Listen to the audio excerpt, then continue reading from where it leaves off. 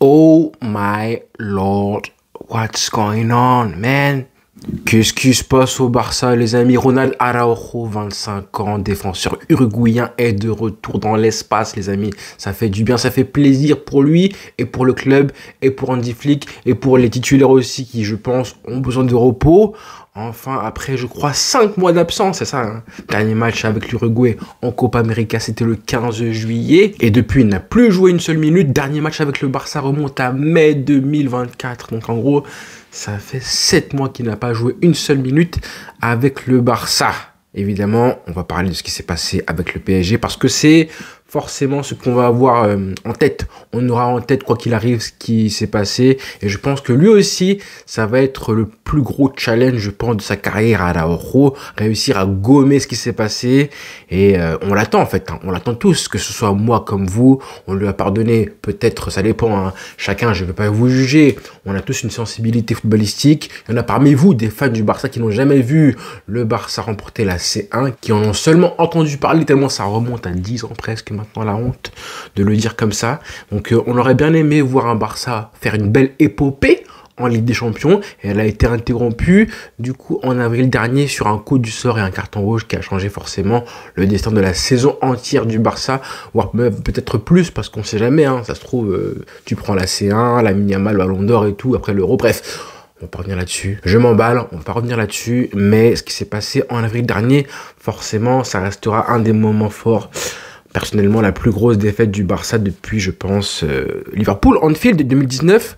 Là, personnellement, je vais être honnête avec vous, si je parle de moi, évidemment, forcément, c'est dur à avaler, c'est encore très compliqué. Il y a beaucoup de personnes qui disent, tant que Araujo ne se rachète pas en apportant, en offrant, en contribuant directement à ce que le Barça gagne enfin la LDC pour la 6e fois, et ben j'aurais du mal à lui pardonner ce qui s'est passé. Je comprends ces personnes-là. Maintenant, il faut avancer. Il faut se relever, essayer de pardonner et surtout soutenir les joueurs. Et évidemment, leur donner la possibilité de se racheter. Surtout ça, ne pas leur interdire la possibilité de pouvoir se racheter, de montrer sur le terrain que c'était une bêtise et qu'ils peuvent s'améliorer tout simplement. Donc, très important et honnêtement assez heureux de revoir le visage et le physique impressionnant de Ronald Araujo qu'on a vu évidemment à l'entraînement récemment. On le voyait avec Hansi Flick toucher le ballon. On ne savait pas, hein, ça faisait maintenant, je crois, facile 2 semaines qu'on le voyait s'entraîner avec le groupe.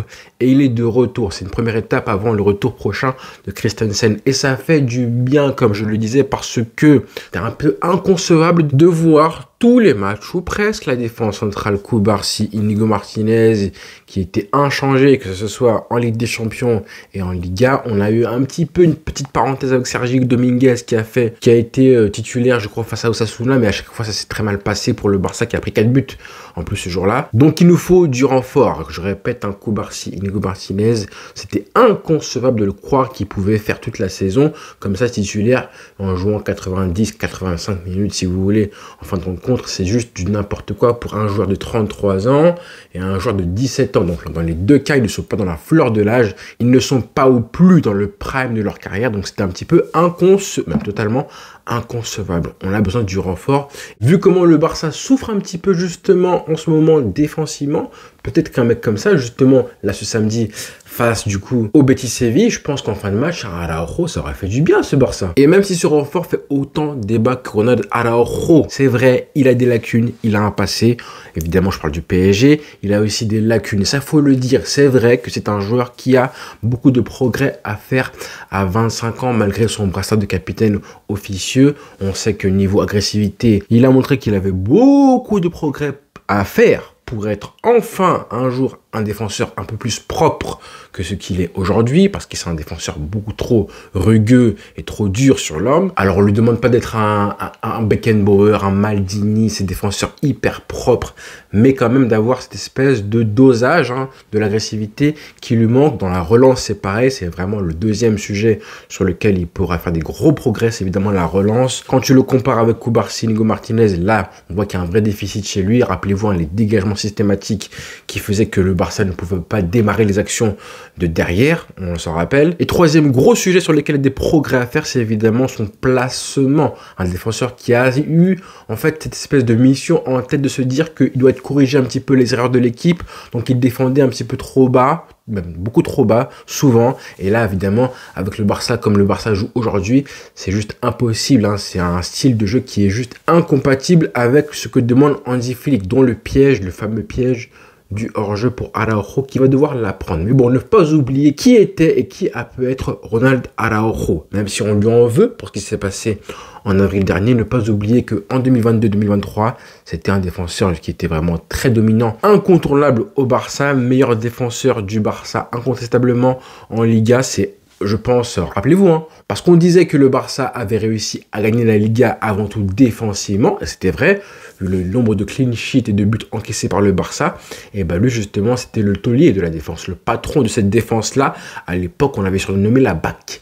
La BAC, hein, avec Balde, Araujo, Christensen et Koundé, il était le patron incontestable de la défense de ce Barça made in Xavi. Donc ne surtout pas oublier le bien qu'il a pu faire au Barça à l'époque, surtout à son arrivée, au moment où il a explosé. Et je pense qu'à l'époque, en 2021, 2022, etc., il est arrivé au Barça, ou du moins il a explosé au Barça pile au moment où l'équipe avait besoin de ses qualités propres à lui. Au moment où Piqué était sur la fin, en déclin, en décomposition, vraiment létale et totale. Au moment où Clément Lenglet, franchement, faisait peur à voir malheureusement au Barça. Après d'innombrables boulettes, on avait Eric Garcia qui avait été recruté aussi. Sans parler de Umtiti blessé, il y avait une défense entière qu'il fallait du coup rafistoler. On avait ce joueur-là qui avait 19 ans, 20 ans, 21 ans à l'époque, qui faisait son maximum pour tenir plus ou moins seul la baraque, le Barça, tout simplement, la défense du Barça, qui dans les duels était impressionnant, qui faisait peur, qu'on plaçait directement au marquage individuel sur les meilleurs joueurs d'en face, à savoir évidemment Vinicius. Il a fait des matchs qu'il ne faut pas oublier, hein, des classicos où vraiment il a muselé, complètement mangé l'adversaire. Rappelez-vous évidemment l'année dernière, lors du match aller face au PSG en Ligue des Champions, avec Koundé face à Mbappé et avec Koubarsi aussi, c'était vraiment très solide. Maintenant, c'est vrai que ce qui s'est passé face au PSG et le lendemain aussi, rappelez-vous ce qui s'était passé avec son livre qui avait été sorti, je crois, un truc bizarre. Il avait été invité pour présenter je ne sais quoi. En plus, il avait donné une interview dans laquelle il disait qu'il n'était pas forcément fautif, lui tout seul, qu'il ne se sentait pas responsable de l'élimination. Voilà. Forcément, ça faisait tâche dans l'attitude comme sur le terrain. Maintenant, aujourd'hui, je pense qu'il le sait, il est au courant, il n'est pas bête. Hein. Il a des choses à prouver, que ce soit sur le terrain, mais aussi en dehors du terrain avec son contrat, vis-à-vis du club tout simplement. Je pense que sur le terrain déjà, on veut savoir si c'est pas un joueur qui a été traumatisé par ce qui s'est passé face au PSG, qui peut aussi prétendre être titulaire justement. Là ça y est, il a perdu sa place de titulaire au profit de Koubarsi et Inigo Martinez, quoi qu'il arrive. Donc il doit prouver qu'il a le niveau pour au moins être titulaire, pour passer devant un des deux.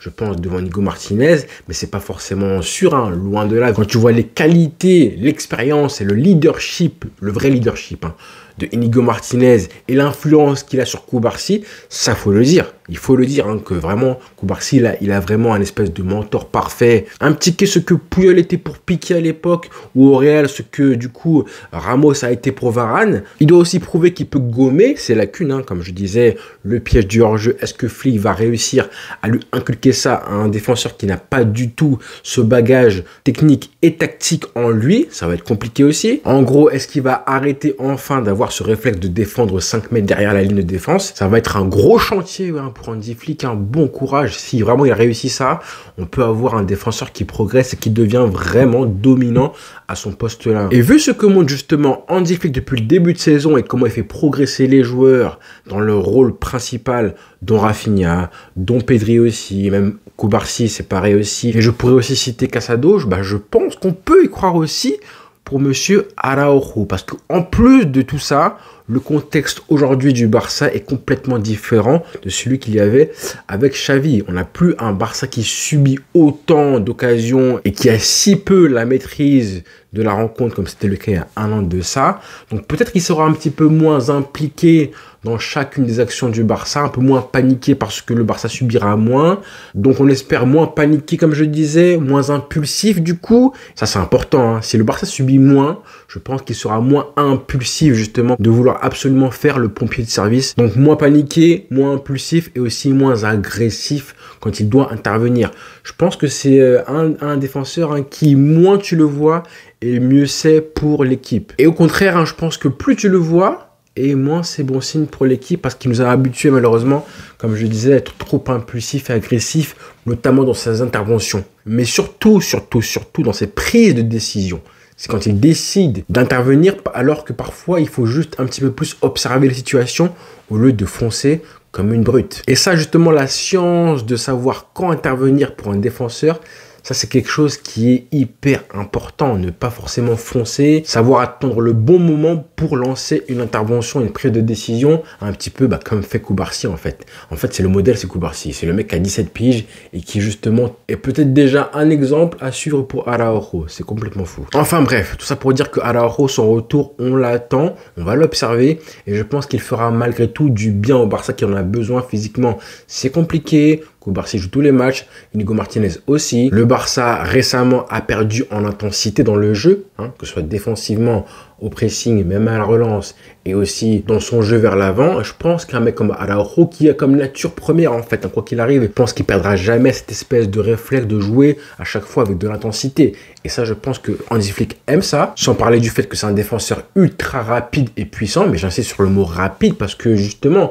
avec un Barça qui joue ce piège du hors-jeu systématiquement, et si jamais on a un Barça qui, malgré le piège du hors-jeu, se fait transpercer par un appel de balle d'un joueur adverse, et quand il faut défendre en reculant et en courant vers le but, justement, il te faut des mecs rapides en fait. Pour défendre et couvrir la profondeur, il te faut justement ces défenseurs qui sont ultra rapides. Raison pour laquelle un Araujo qui aura compris comment défendre et justement mieux se placer et jouer le piège du hors-jeu, quand il aura compris ça avec ses qualités à lui propres qu'il a déjà, ce sera juste hyper utile pour ce Barça-là. Donc voilà, on est pressé. Il a des choses à prouver, en tout cas faire mieux que ce qu'on a vu récemment chez Frenkie de Jong, qui lui aussi, les deux joueurs, seront forcément des sujets à suivre cet été, l'été prochain, où ils seront tous les deux à un an de la fin de leur contrat. Est-ce qu'ils restent? Est-ce qu'ils prolongent? Est-ce qu'ils partent l'été prochain? Ce dont on est absolument sûr, c'est que Araujo, contrairement à De Jong, ne montrera aucun signe de nonchalance, qu'il n'a pas forcément envie d'être là. Lui, il va jouer à 100%. Maintenant, il doit forcément prouver et reprouver qu'il peut du coup progresser, gommer ses erreurs et de nouveau porter ce Barça défensivement.